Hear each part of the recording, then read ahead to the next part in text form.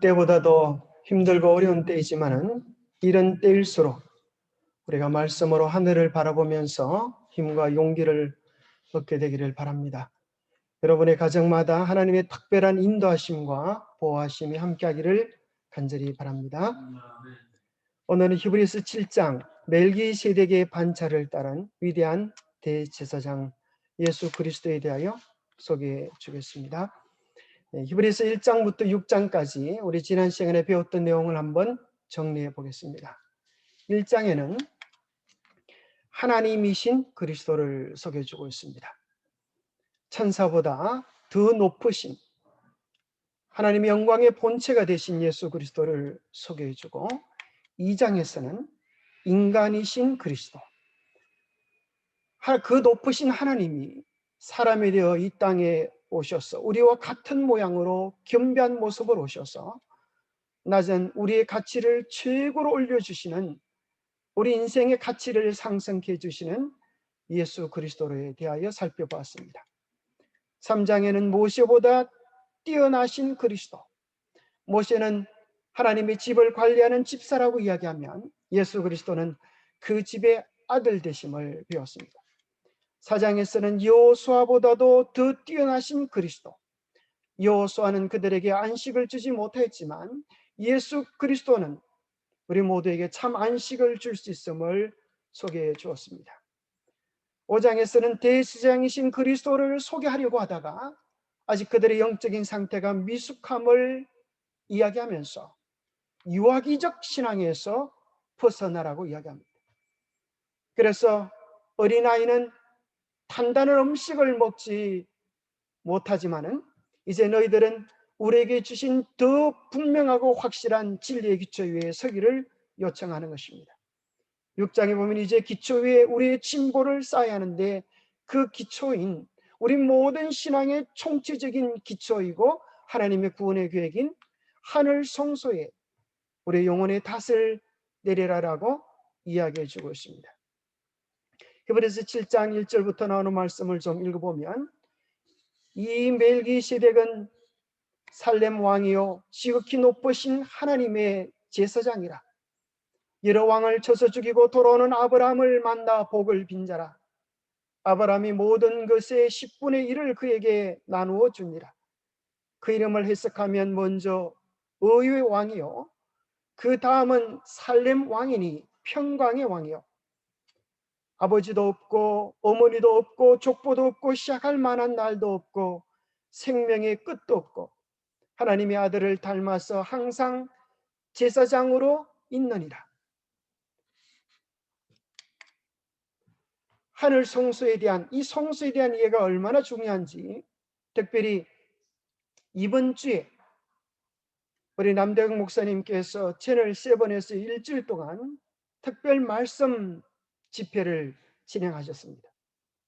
그 가운데 성경의 성소라고 하는 단어가 도대체 몇 번이 나오는가 조사를 해보니까 성소, 성전, 회막, 성막, 여호와의 집, 하나님의 집, 여호와의 장막, 하나님의 장막, 하나님의 전, 하나님의 전, 그 전이라고 하는 단어를 다 합쳐보니까 약 973번, 1000번에 가까운 단어들이 성소에 대하여 언급해주고 있음을 확인하면서 이 성소에 대한 이해가 얼마나 중요한지를 다시 한번 비중 있게 이야기해 주는 것입니다. 그래서 여러분들이 코로나로 인하여 활동도 하지 못하는 이러한 때에 성소에 대한 이런 깊은 이해를 통하여 오늘 우리가 어떻게 살아야며 무엇을 바라보고 살아야 하는지에 대한 바른 가치관을 정립해 놓으면 좋겠습니다. 히브리서 7장에서 이런 몇 가지 질문을 좀 드리겠습니다. 첫 번째는 어떻게 레위 지파가 아닌 예수님이, 유다 지파인 예수님이 대제사장이 되실 수 있는가 하는 질문은 이 성소의 기초를 아는 사람들에게 쉽게 던져볼 수 있는 질문입니다. 멜기세덱은 누구인가? 예수님이 이제 멜기세덱의 반차, 멜기세덱의 계통을 통하여 대제사장이 되셨다고 하면 멜기세덱은 누구이고 멜기세덱은 어떻게 레위 지파보다 더 높다는 말인가? 또 레이지파의 제사장과 새 제사장을 비교한다면 우리가 어떤 차이를 발견할 수 있을 것인가? 또 오늘 본문에 보면 율법은 무익함으로 패한다는 말이 있습니다. 그것은 실제로 십계명도 폐해졌다는 말인가? 그런 여러 가지 다양한 질문들에 대한 답을 히브리서 7장은 명확하게 제시해 주고 있습니다. 자, 코로나로 인하여 참 어려움이 많습니다. 이 코로나가 일어나기 전에 생각만 해도 좀 마음이 불편하지만은 이 신천지라고 하는 종교가 마치 우리 한국을 집어삼킬 듯이 그렇게 엄청난 세력으로 확장을 했습니다. 그러나 코로나를 통하여서 한순간에 꽁무니니 쳐 도망가 버리고 말았습니다. 특별히 이 구미에 가까운 교회에 코로나가 나타나서 여러분이 아는 것처럼 교회가 폐쇄의 명령을 받고 또 구미시가 경북에서는 코로나가 1등이 돼버렸습니다. 315명 지금까지 확진자이고 그 가운데 가장 많은 비율을 차지한 숫자가 우리 교회 검사 자료라고 하는 것입니다.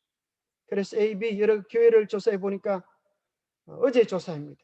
104명이 나왔고 6명이 더 추가되어서 110명이 교회 확진자라고 하는 것입니다. 그래서 이런 것들을 보면서 우리가 무슨 생각이 드는가 하면 정말 확진을 당한 교회들의 마음이 어떨까? 또 교회가 있지만 예배를 드리지 못하고 참으로 폐쇄 명령 조치를 당한 그 교회들, 또 그 교회에 대한 주민들의 인식은 또 어떨까? 이런 생각을 좀 해보는 것입니다. 우리가 쉽게 이제 검사를 해보면 그 기사들마다 교회를 욕하고 비방하는 그런 내용들이 달린 것을 보게 됩니다. 그러면서 참으로 몹시도 힘들고 어려운 시간들을 보내고 있구나라는 생각이 들면서 그보다 더 어려운 사실은 코로나로 인하여 교회가 문을 당하는 것보다 더 어려운 사실이 이제 곧 이 히브리스를 받는 유대인들에게 히브리인들에게 도래할 것인데 그것이 무엇인가 하면 그들의 모든 신앙의 중심이요 예배의 중심인 예루살렘 성이 AD 70년에 망해버리고 만다고 하는 사실입니다. 이스라엘 신앙에 있어서 하나님의 성전은 모든 축복의 중심, 예배의 핵심이었습니다. 열왕기상에 보면 주께서 전에 말씀하시기를 내 이름이 거기 있으리라 하신 곳 이 성전을 향하여 주의 눈이 주야로 보시오며 주의 종이 이곳을 향하여 비는 기도를 들으시옵소서. 참으로 그들이 잘못할 때마다 어려움이 있을 때마다 하나님의 전을 향하여 그곳이 하나님의 이름이 있음을 기억하고 기도하고 간구했는데 놀랍게도 AD 70년에 예루살렘 성이 돌 위에 돌 하나도 남지 않고 완전히 무너져 버리고 만 것입니다. 그것도 하나님을 믿는 백성이 아니라 이교 신을 믿는 로마 제국에 의하여 샅샅이 망가지고 무너질 때 수많은 믿음의 사람들의 마음속에 그런 마음이 들 수밖에 없는 것입니다. 하나님은 도대체 어디에 계시다는 말인가? 우리가 예루살렘 전을 향하여 기도했는데 어떻게 예루살렘 전이 저렇게 삽시간에 무너질 수 있다는 것인가? 로마의 그 엄청난 신에 비하여 하나님이라고 하는 신은 무력한 것인가? 이런 생각들을 안겨줄 만한 것입니다. 시편 11편 3절에 보면 터가 무너지면 의인이 무엇을 하랴? 집터가 무너지면 그 집안에 살던 사람은 어떻게 되겠습니까? 우리의 신앙의 기초인 성전이 무너진다면 그 성전을 믿고 기대했던 축복을 간구했던 그 사람들이 어떻게 되겠습니까? 여호와께서는 그의 성전에 계시고 여호와의 보좌는 하늘에 있으며 그의 눈이 인생을 통촉하시고 그의 안목이 그들을 감찰하시도다. 예루살렘 성전이 무너지기 전에 히브리서를 기록하여 나눈 것은 그 말씀을 통하여 우리가 바라던 성전이 무너질 때, 우리가 바라던 예루살렘 성이 파괴되어질 때, 그들의 눈이 이제는 더 이상 무너진 성전을 바라보며 애통할 것이 아니라 무너지지 않은 영원한 하늘의 성전을 바라보기를 요청하는 것입니다. 우리에게 무너지지 않을 성전이 있습니다. 우리에게 침노당하지 못할 나라가 있는 것입니다. 우리에게 아무도 빼앗아갈 수 없는 영광의 멸류관이 준비되어 있는 것입니다. 그것은 하나님께서 하늘 보좌를 통하여 이 온 우주를 통치하고 계시다는 하나님이 주시는 영원한 통치의 원리와 하늘 성소 곧 온 우주를 통치하시는 온 우주의 사령부에 대한 공개인 것입니다. 그것이 바로 히브리서 7장에 나오는 멜기세덱의 반차를 따른 예수 그리스도의 제사장 직분입니다. 그의 신약의 모든 성경의 논지와 주제들은 사실 어디에서 근거를 찾는가면 구약에서 찾습니다. 구약을 떠나서 또 다른 주제를 제시해 주는 것은 거의 없습니다. 왜냐하면 그것이 하나님께서 미리 알려주신 비밀들이기 때문에 그런 것입니다. 구약은 뿌리요 신약은 열매인 것입니다. 그래서 사실 멜기세덱에 대한 이야기는 창세기 14장에 기록되어 있습니다. 아브라함이 살렘 소돔 고모라 왕들 연합군들을 진멸하고 그의 조카 롯을 구하고 돌아왔을 때 얼마나 기쁨과 승리의 감동이 그들의 마음속에 가득 찼겠습니까? 그런데 그 모든 승리의 근본은 아브라함이 생각하기에 내가 잘나서 그런 것도 아니고 우리 용사들이 싸움을 잘해서 그런 것도 아니고 이 모든 축복의 비결은, 축복의 근원은 누구라고 생각했을까요? 하나님이심을 고백하는 것입니다. 그래서 아브라함은 그의 마음속에 있는 말로 표현할 수 없는 그 기쁨을 하나님께 구별하여 11조로 드리게 되는데, 그것을 누구를 통하여 드리는가 하면 그 당시 살렘 왕 멜기세덱에게 드리면서 하나님을 향한 그의 감사를 하게 됩니다. 창세기에 나오는 말씀을 읽어보면 살렘 왕 멜기세덱이 떡과 포도주를 가지고 나왔으니 그는 지극히 높으신 하나님의 제사장이었더라. 그가 아브라함에게 축복하여 이르되 천지의 주제시오 지극히 높으신 하나님이여 아브라함에게 복을 주옵소서. 너희 대적을 내 손에 붙이신 지극히 높으신 하나님을 찬송할지로다 하매 아브라함이 그의 얻은 것에서 10분의 1을 멜기세덱에게 주었더라. 참 놀라운 것입니다. 이 짧은 구절 속에 멜기세덱이 언급되어지고 성경에 멜기세덱이 언급되어진 것은 딱 두 곳입니다. 예후과 시편 110편. 이외에 다른 구절들이 없는데 놀랍게도 이 멜기세덱의 등장은 다른 성경에는 발견할 수 없는, 오늘 본문에 나오는 것처럼 족보도 없고 아비도 없고 어미도 없고 도대체 근원을 알 수 없는 멜기세덱의 출현을 통하여 예수 그리스도의 대제사장 되심이 멜기세덱의 계통을 따랐다. 이것이 정말 믿을 만한 근거가 되느냐 하는 것입니다. 성경에 단 2번밖에 나오지 않은 이 근거가 정말 예수 그리스도의 제사장 직분을 확정하는 것인가? 라는 것을 물을 때에 우리는 두 번째 나타난 시편 110편의 말씀을 읽고 이해하면 깜짝 놀라게 됩니다. 이 말씀의 근원은 창세기의 사건 그 이상으로 나아가게 되는데 그것은 어디로 나아가게 되는가? 영원 전부터 이 세상을 계획하신 하나님의 보좌 앞으로 우리를 인도해 가는 것입니다. 여호와께서 내 주에게 말씀하시기를, 여호와께서 내 주 또 다른 여호와께 말씀하는 것입니다. 놀라운 하늘의 보좌의 계시를 다윗이 받은 것입니다. 바로 성부 하나님과 성자 하나님이 대화를 나누는 그 엄청난 영원한 구속의 경륜의 비밀을 하나님께서 공개해 주시는 것입니다. 내가 내 원수로 내 발판이 되게 하기까지 너는 오른쪽에 앉아라, 앉아 있으라. 같은 영광의 본체이셨지만 한 분은 아버지가 되시고 아들이 되시고, 그렇게 해서 이 구속의 계획을 이루어 가실 계획들을 언론하시면서 내 원수인 마귀가 발판이 된다는 말은 그를 정복하여 그의 머리 위에 발을 올리는 것을 이야기합니다. 그래서 온전한 승리를 이야기하는 것입니다.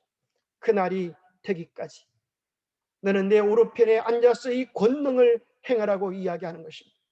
그러면서 4절에 보면 여호와는 맹세하고 변하지 아니하시리라 이루시기를 너는 멜기세덱의 소열을 따라 영원한 제사장이라 하셨도다. 누가 하신 말씀인가 하면 여호와 하나님께서, 성부 하나님께서 맹세하시고 이야기하신 것입니다. 나의 모든 인격을 걸고 우리 하나님께서 말씀하시기를 너는 멜기세덱의 소열을 따라서 영원한 제사장이 될 것이다. 우리 하나님의 말씀 한마디면 사람의 수천 만마디의 말씀보다도 더 강하고 힘과 권능이 있는 것이 아니겠습니까? 오늘 본문은 이야기합니다. 멜기세덱은 아브람보다 높으신 분이다. 이스라엘은 그들의 믿음의 조상으로 아브람을 생각하는데 너희들 아브람이 몇 번밖에 나타나지 않았다고 뭐 그 권세를 깔보느냐? 놀라지 마라. 너희들이 믿음의 조상이라고 생각하는 너희들이 거기에서 아브라함의 허리에서 나왔다고 하는 그 아브라함보다 더 높다. 이 사람이 얼마나 높은가를 생각해 보라. 참 멋진 말이지. 이 사람이 얼마나 높은가를 생각해 보라. 조상 아브라함도 노량물 중에 10분의 1을 그에게 주었는다. 논란할 여지가 없이 낮은 자가 높은 자에게 축복을 받는 것 아니냐. 그래서 아브라함의 10분의 1을 받음으로 인하여 멜기세덱이 충분한 제사장이었다고 하는 확정을 얻게 됩니다. 또 많은 사람들이 생각하기를 제사장은 레위 지파에야만 한다고 하는데 멜기세덱은 레위보다도 더 높고 심지어 10분의 1을 받은 레위 지파가 멜기세덱에게 11조를 드렸다는 거예요. 그래서 어떻게 레위가 그 후대의 사람인데 11조를 드렸느냐? 참 멋진 표현입니다. 또한 10분의 1을 받은 레위도, 11금을 받고 사는 레위도 아브라함으로 말미암아 10분의 1을 멜기세덱에게 바쳤다고 할 수 있다. 이는 멜기세덱이 아브라함을 만날 때의 레위는 자기 조상의 허리에 있었습니다. 참 인기가 찬 말씀입니다. 여러분의 후손이 어디에 있었어요? 여러분의 허리에. 애가 나오기 전에 여러분 허리에 있다가 허리는 그것을 상징하는 것이 그 힘, 허리의 힘을 통하여 이 자손의 번창을 이야기해 주고 있습니다. 아브라함이 나기 전에 그의 레위가 아브라함의 허리에 있었다는 거예요. 그래서 아브라함이 멜기세덱의 11조를 바쳤을 때 레위도 그 안에 있어요. 아브라함 속에 속하여 11금을 받았으니 11금을 드렸으니 멜기세덱의 계열은 레위 지파의 계열보다 훨씬 더 높고 위대한 것이다. 세 번째 이야기합니다. 레위 지파 계열의 제사장 제도는 온전케 할 수 없지만 더 온전한 것이 와야 하는데 그것이 멜기세덱 계열의 제사장 직분이다. 우리의 계통의 제사 직분으로 말미암아 온전함을 얻을 수 있었다면 어찌하여 아론의 반차를 따르지 않고 멜기세덱의 반차를 따르는 다른 한 제사장을 세울 필요가 있었겠느냐. 참 명확하게 이야기해 주는 것입니다. 레위 지파의 제사장 직분이 온전하였다면 다른 한 제사장을 세울 필요가 없었다. 그 모든 제사 제도들은 궁극적으로 예수를 바라보게 하고 예수가 이 땅에 오셔서 무슨 일을 하셨는지 뿐만 아니라 예수 그리스도께서 오늘 하늘에서 무슨 일을 하고 계시는지를 바라보게 하는 더 큰 구원의 계획임을 이야기해 주고 있습니다. 그래서 히브리서 10장에 보면 이는 황소와 염소의 피가 능히 죄를 없이 하지 못합니다. 그러므로 주께서 세상에 임하실 때에 이르시되 하나님이 제사와 예물을 원하지 아니하시고 오직 나를 위하여 한 몸을 예비하셨다 하셨도다. 황소와 염소의 피가 죄를 없이 하지 못했다고 하는 것은 바로 레위 집파 제사장 제도가 죄를 없이 하지 못했다는 것입니다.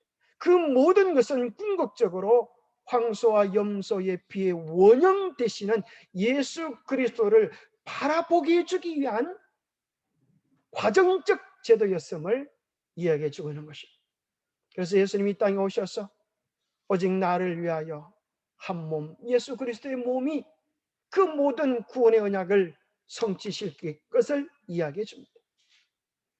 예수님과 멜기세덱은 어떤 공통점이 있을까요? 첫 번째, 이 멜기세덱은 살렘 왕이요. 이 멜기라는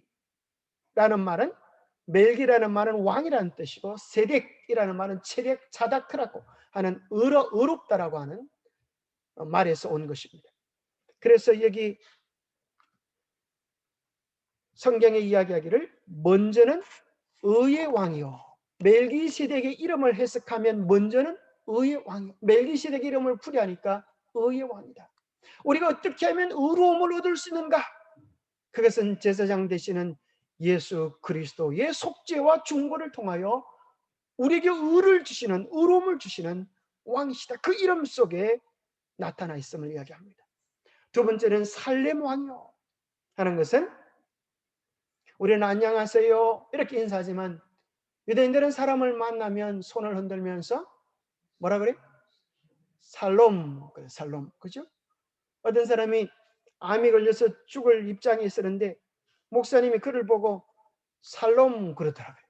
그래서 아하, 내가 이야기를 들어보니까 저 목사님이 처음 보는데 나보고 살롬이라 그러니 죽을 놈은 아닌 모양이구나.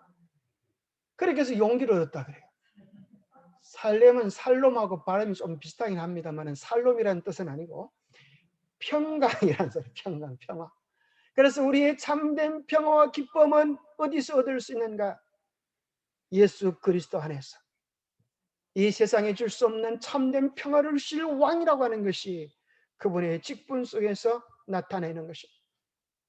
그리고 또 그분을 표현하기를 아비도 없고 어미도 없고 족보도 없고 시작한 날도 없고 끝도 없다라는 말을 통하여서 예수 그리스도의 영존하심을 이야기해 주고 있습니다.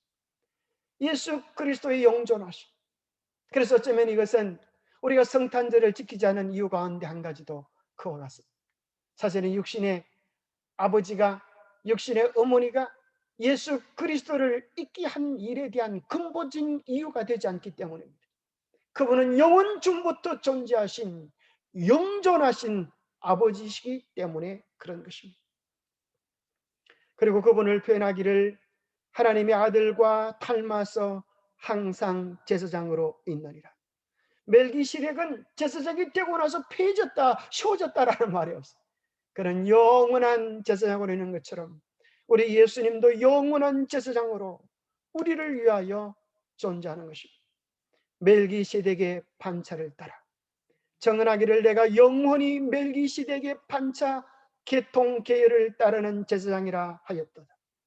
전에 있던 계명은 연약하고 무익함으로 폐하고 율법은 아무것도 온전하게 못할지니라. 이에 더 좋은 소망이 생기니 이것으로 우리가 하나님께 가까이 가느니라.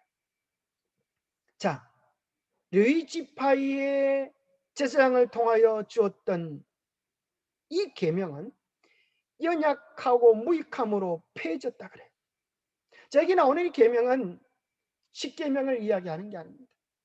오늘 본문에서 계속 이야기했던 것처럼 레위 지파를 통하여 우리의 죄를 속죄하는 그것을 이야기하는 거예요. 구체적으로 이야기한다면 민수기 8장에 나오는 내용입니다. 여호와께서 모세에게 말씀하시되 레위는 이같이 할지니 곧 25세 이상으로는 회막에 들어가서 복무하고 봉사할 것이요 50세부터는 그의 일을 쉬어 봉사하지 아니할 것이나 그의 형제와 함께 회막에서 돕는 직무를 지킬 것이요 일하지 아니할 것이라. 너는 레위인의 직무에 대하여 이같이 할지니라. 이 율법이 폐해져야 한다는 거예요. 왜요? 예수님은 레위 지파도 아니고 이 레위 지파만이 제사장으로서 그 제사장 직분을 행해야 한다고 하면 예수님이 제사장 직분을 취할 수 있는 권한이 없기 때문에, 그래서 이것이 무익함으로 폐해지는 것입니다. 그리고 누가 오는가 하면 멜기세덱 계율을 따라서 우리의 영원한 제사장 예수 그리스도가 오셔야 할 것을 이야기해 주는 것이지, 이것이 십계명이 폐지된다고 하는 얼토당토하는 소리를 하는 사람이죠.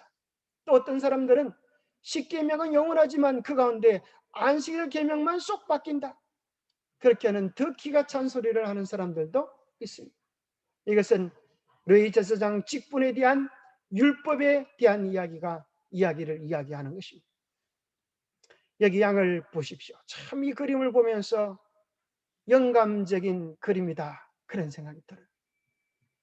한 양의 죽음을 통하여 뿜어내는 피가 이 지구상에 존재하는 모든 나라 모든 백성의 죄를 속하는 그런 그림을 그려주고 있습니다. 왜 레위 지파의 제사장이 이 법이 잘못되는가? 왜 양을 잡도록 하시는가? 그것은 죄에 대한 혐오를 가르쳐 주려 했던 것입니다.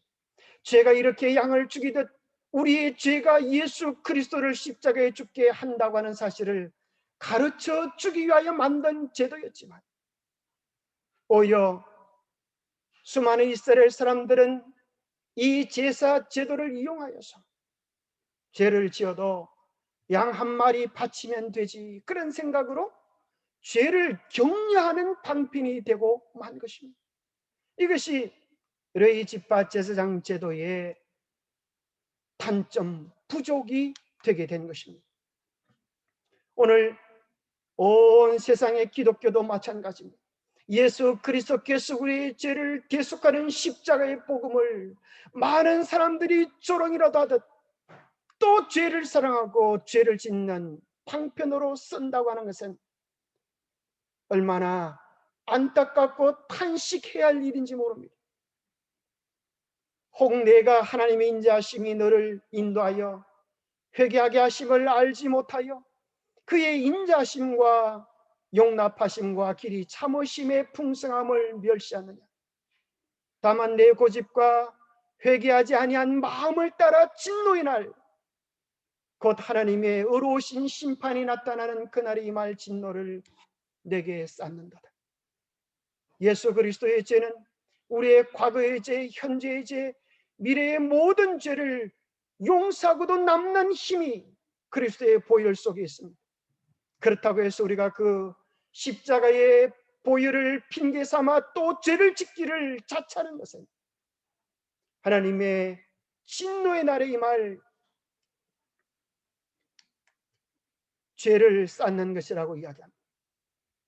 율법, 제도, 제사 제도는 연약하고 무익하며 아무것도 온전케 하지 못하는데 왜 하나님께서 주셨을까요? 이런 질문을 또 하는 사람이 있어요. 율법의 제사 제도는 연약하고 무익하며 아무것도 온전케 하지 못한다고 하는데 왜 하나님께서 주시는가? 그것은 사진과 실물과의 관계와 같습니다. 여러분들이 연애할 때 예쁜 아가씨들이 쉽사리 실물을 잘 보여주지 않습니다. 사실 이 유튜브나 인터넷상에 올려오는 아주 예쁜 여자들은 사실은 못생긴 여자들 가능성이 오히려 더 많아요. 진짜 예쁜 여자들은 자기 얼굴을 올려놓지 않습니다. 그래서 데이트하고 이제 마음이 들면 자기의 예쁜 사진을 보냅니다.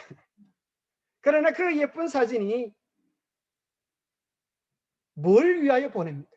나는 이렇게 당신을 좋아하고 사랑하니 한번 만나보십시다. 이렇게 하는, 이제 마음을 어느 정도 열었다고 하는 것입니다. 그러나 그 사진은 뭐보다 못하는 것입니까? 실물보다는 못한 것입니다. 드디어 그 실물이 왔을 때, 아하, 바로 이분이 내가 사랑하고 좋아하는 분이다 하는 확답을 얻을 수 있는 것입니다. 그러나 사진이 없으면 뭘 알 수가 없어요? 그 사람이 도대체 어떤 사람인지, 어떤 외모를 가졌는지, 어떤 마음을 가졌는지를 추론해 볼 수가 없기 때문에 사진을 통하여 단계적으로 하는 것입니다. 그것은 원형과 그림자의 관계와 같습니다. 성수의 제도는 예수 그리스도께서 이 땅에서 하늘에서 이루실 구속 사업에 대한 그림자인 것입니다. 그 모든 원형은 십자가에서 실제적으로 이루어졌고, 또 하늘에서 우리 구원을 위하여 이루고 계시는 과정들입니다. 그래서 예수님은 말씀하시기를 율법을 펴려고 오신 것이 아니라 완성하기 위하여 오셨다고 했고, 바울도 몽학 선생에 되어 그리스도께로 인도해 주는 것이 율법이라고 말합니다. 그래서 그것은 우리에게 더 좋은 소망, 더 나은 소망으로 인도하는데, 그것이 무엇인가? 이제 율법 외에 하나님의 한 의가 나타났으니 율법과 선지자들에게 증거를 받은 것이라. 결국은 궁극적으로 모든 구약의 사건과 제사 제도들은 이야기하기를 곧 예수 그리스도를 믿음으로 말미암아 모든 믿는 자에게 미치는 하나님의 은이 차별이 없는 영원한 구원으로 우리를 초대하는 것입니다. 예수 그리스도의 십자가의 은혜는 모든 인류의 죄를 대속하고 남는 충분한 은혜가 있음을 이야기해 주는 것입니다. 그러면서 오늘 본문에 예수 그리스도가 우리의 대제사장이 될 수 있는 것은 무엇에 근거한 것인가 라는 것에 대한 답을 줍니다. 우리의 지파들은 맹세할 필요도 없이 정해진 법, 규칙에 의하여 되는 것입니다. 도대체 예수님은 어떻게 우리의 제사장이 되실 수 있었는가? 히브리서 7장 20절에 같이 한번 읽어보겠습니다. 시작. 또 예수께서 제사장이 되신 것은 맹세 없이 된 것이 아니니 그들은 맹세 없이 제사장이 되었으되 오직 예수는 자기에게 말씀하신 이로 말미암아 맹세로 되신 것이라. 주께서 맹세하시고 뉘우치지 아니하시리니 내가 영원한 제사장이라 하셨도다. 누가 맹세하신 것일까요? 아버지 하나님이 맹세하신 것이다. 말씀하신 이로, 자기에게 말씀하시니 곧 아버지 하나님을 이야기합니다. 성부 하나님께서 맹세하셨어요. 자, 이 맹세라는 말은 정말 참 멋진 말인데, 사람들은 자기보다 더 큰 자를 가리켜 맹세하나니 맹세는 그들이 다투는 모든 일의 최후 확정입니다. 서로 이야기를 하다가 자기 주장이 도무지 먹히지 않으면 내가 내 손가락에 장을 찢어라, 뭐 그런 소리 하죠. 그러다 안 되면 내가 하늘과 땅 앞에 맹세하였어, 내가 이 일을 확정한다, 그렇게 이야기도 합니다. 하나님은 약속을 기업으로 받는 자들에게 그 뜻이 변하지 아니함을 충분히 나타내게 하시려고 그 일을 맹세로 보증해 주셨습니다. 아니, 우리가 이런 이야기를 합니다. 성경은 무슨 근거, 무슨 권위로 믿는가? 그렇게 이야기합니다. 그럴 때 어떤 사람들은 성경이 진리라는 객관적인 증거를 이야기하시고 과학적인 증거, 자료, 누가 그렇게 말했기 때문입니까? 자, 이것은 정말 멋진 성경의 권위를 저는 발견하게 되는데, 자, 오늘 우리 시청 직원분들 여기 와서 이제 하는 일들도 누구 권위 때문에 그럴까요? 우리 시장님께서 이렇게 가서 해라, 이렇게 하니까 하는 것입니다. 자기의 권위가 아니야. 만약 시장님이 오늘 하지 마라 이렇게 얘기했다면 안 할 것입니다. 모든 권위의 근거가 권세의 주인에게서 오는 것입니다. 그런데 보세요. 수학 문제에 대해서는 누가 말하면 끝이 납니까? 우리 서병춘 우리 수학선생님이 이야기하면 끝이 나는 것입니다. 권위의 근거가 있는 것입니다. 만약에 성경이 권위의 근거를 과학이 이야기하기 때문에 성경이 믿을 만하다 이야기하면 권위의 근거가 어디로 돌아가는 거예요? 과학으로 돌아가는 거예요. 여기 하나님의 말씀에 위대함이 여기 있습니다. 사람들은 자기보다 큰 자를 가리켜 맹세하는 것입니다. 그래서 그들은 자기보다 큰 하늘과 땅을 가리켜 맹세하기를, 우리가 이 약속을 어기면 하늘이 나에게 저주를 내리기를 원합니다. 그렇게 이야기를 합니다. 여기 정말 위대하고 멋진 성경의 힘은 저는 이것이라고 생각합니다. 하나님은 정말 멋진 분이신데, 하나님은 자기보다 더 큰 권위가 없기 때문에 하나님은 자기를 가리켜 맹세하십니다. 참 놀랍지 않습니까? 하나님은 이 세상의 어떤 왕이나 대통령이나 최고의 어떤 권위보다도 더 높으신 분이기 때문에 히브리서 6장 13절에 뭐라고 말씀하시는가 하면, 하나님이 아브라함에게 약속하실 때에 가리켜 맹세할 자가 자기보다 더 큰 이가 없으므로 자기를 가리켜 맹세하셨다. 참 놀라운 말씀이야. 하나님은 맹세의 최고 권위심, 이 온 우주를 통치하시는 최고의 권위가 되심으로 자기를 가리켜 맹세하실 때 그 맹세가 약할까요? 강할까요?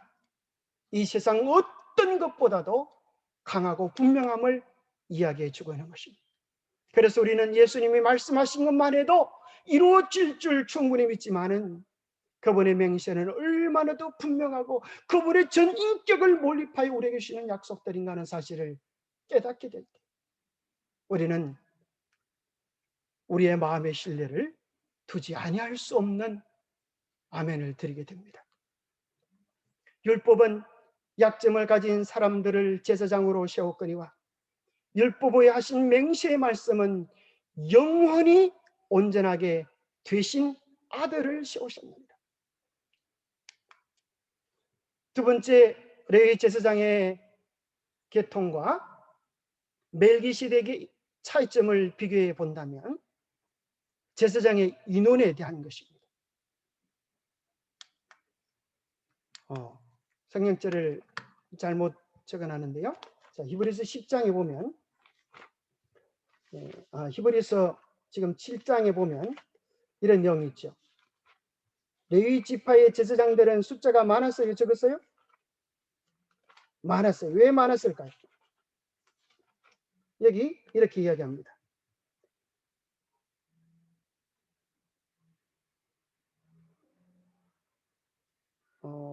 제가 그들은 여기 23절입니다. 죄송합니다. 제사장 된 그들의 수요가 많은 것은 죽음으로 말미암아 항상 잊지 못함이로되 24절 예수는 영원히 계심으로 그 제사장 직분도 갈리지 아니하느니라. 차이가 뭐라고요? 제사장의 인원이 많은 것은 왜 많다고? 죽기 때문에. 그러나 예수 그리스도는 죽지 않고 영존하시기 때문에 한 분이면 족하다고 이야기하는 것입니다.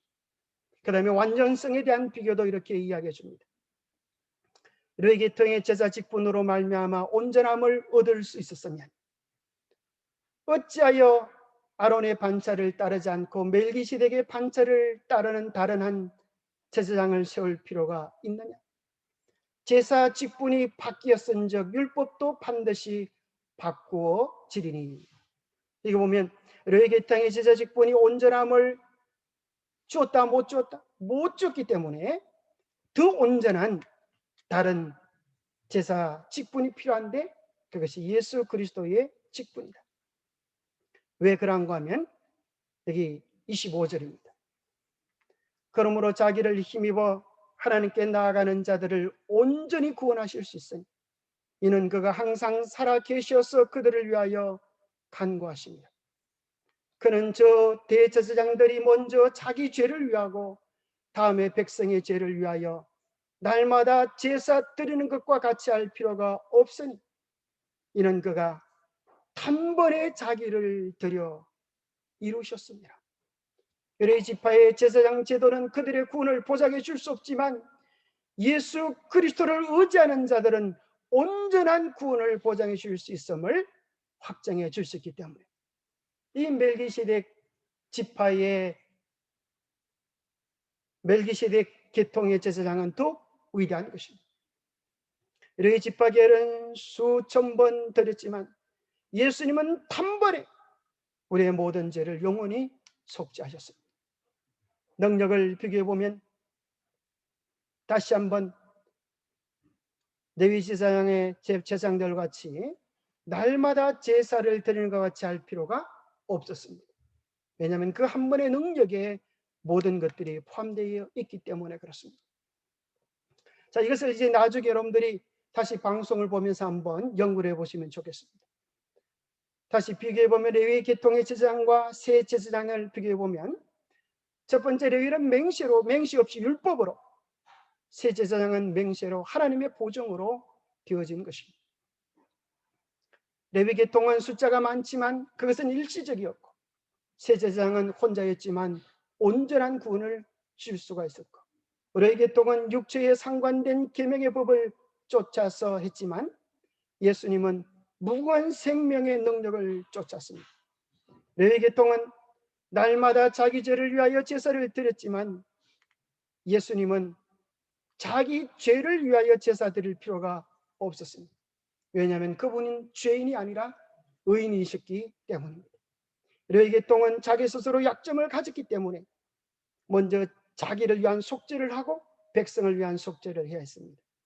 그러나 예수님은 영원히 온전케 되신 아들이었습니다. 레위 제사장은 제한적이었고 예수 그리스도의 제사는 영원한 것입니다. 더 나아가서 자, 이 도표를 보면 옛 언약과 새 언약의 내용이 얼마나 명확하게 되는지 저는 이제 요걸 보면서 결론을 내게 되었습니다. 야, 옛 언약과 새 언약은 바로 이런 것이 있구나. 옛 언약은 뭘 뜻하는가 하면 지상에 있었던 성소의 구원의 계획이라고 하면 새 언약은 바로 우리 모두를 하늘 성소로 초대하는 것입니다. 옛 언약은 아론 족속의 제사장이었다고 하면 새 언약은 대제사장인 예수 그리스도, 멜기세덱의 반차를 따른 예수 그리스도의 직분을 보여줍니다. 옛 언약은 양과 염소의 피고 새 언약은 예수님의 십자가의 희생에 보이릅니다. 옛 언약은 여러 번 해도 실패했지만 예수 그리스도의 보혈은 단번에 우리를 영원한 승리로 인도해 주시는 것입니다. 옛 언약은 모세와 요수의 지도를 받았다고 하면 새 언약은 예수님의 지도. 옛 언약은 봉사자가 죽음으로 바뀌었지만 예수님은 영원한 대제사장이 되십니다. 옛 언약은 그림자와 모형이지만 새 언약은 원형과 실체입니다. 이 땅에 쓰던 수많은 제사장 그분들은 하늘 제사장을 보여주기를 원하는 것입니다. 이 땅에 쓰던 성소와 성전은 하늘에 있었던 성전을, 하늘에 있는 성전을 보여주는 것입니다.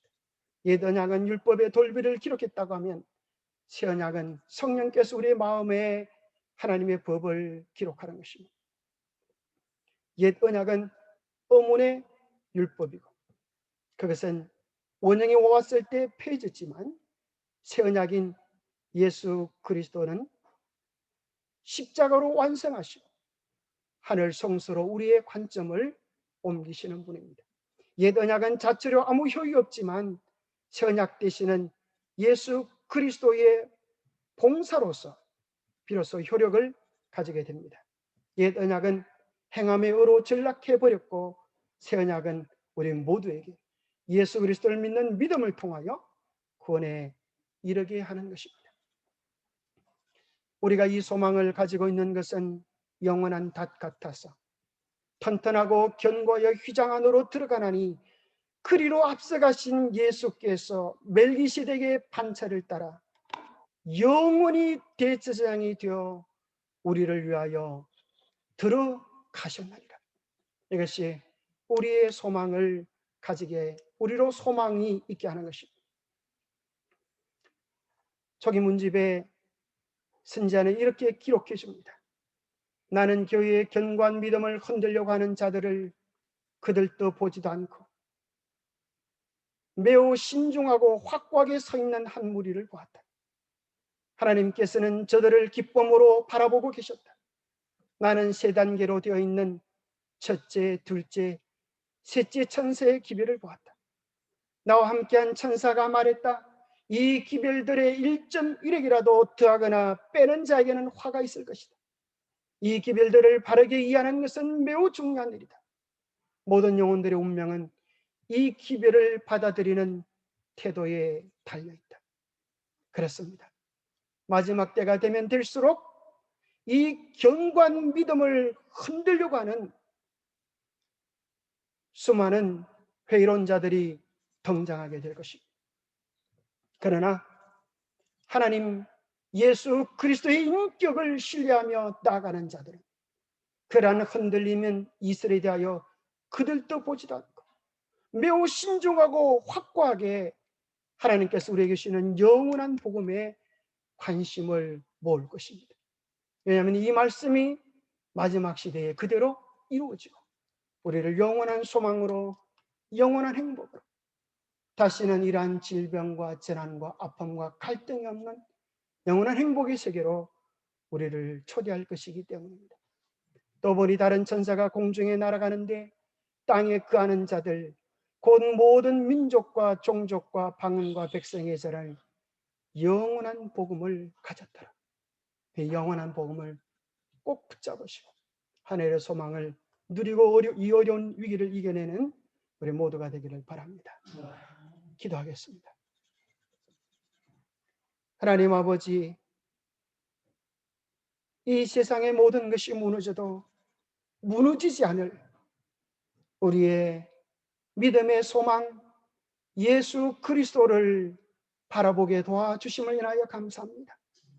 이 땅에는 너희 지파는 무익함으로 패해졌지만 이 땅에 있지 않은 영원한 하늘의 대제사장이 되시는 예수 그리스도가 살아서 우리의 죄를 위하여 중보하고 계심을 인하여 감사합니다.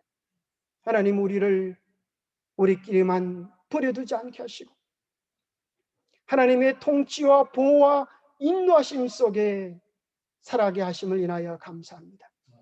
바쁘고 분주하고 정신없는 세상이지만 우리의 마음을 이를 뗄수록 더 말씀에 예수 그리스도께 집중하게 도와주셔서 하늘로부터 내려오는 신령한 은혜와 평강이 우리의 마음을 주장하여 주시고 이 코로나로 어려워하는 이 시대에 사람들의 마음을 붙잡으시고 이 나라도 안정시켜 주셔서 참으로 다시 한번 올바른 심령으로 하나님을 믿고 이 온 우주의 주인을 바로 바라볼 수 있도록 축복하여 주시옵소서.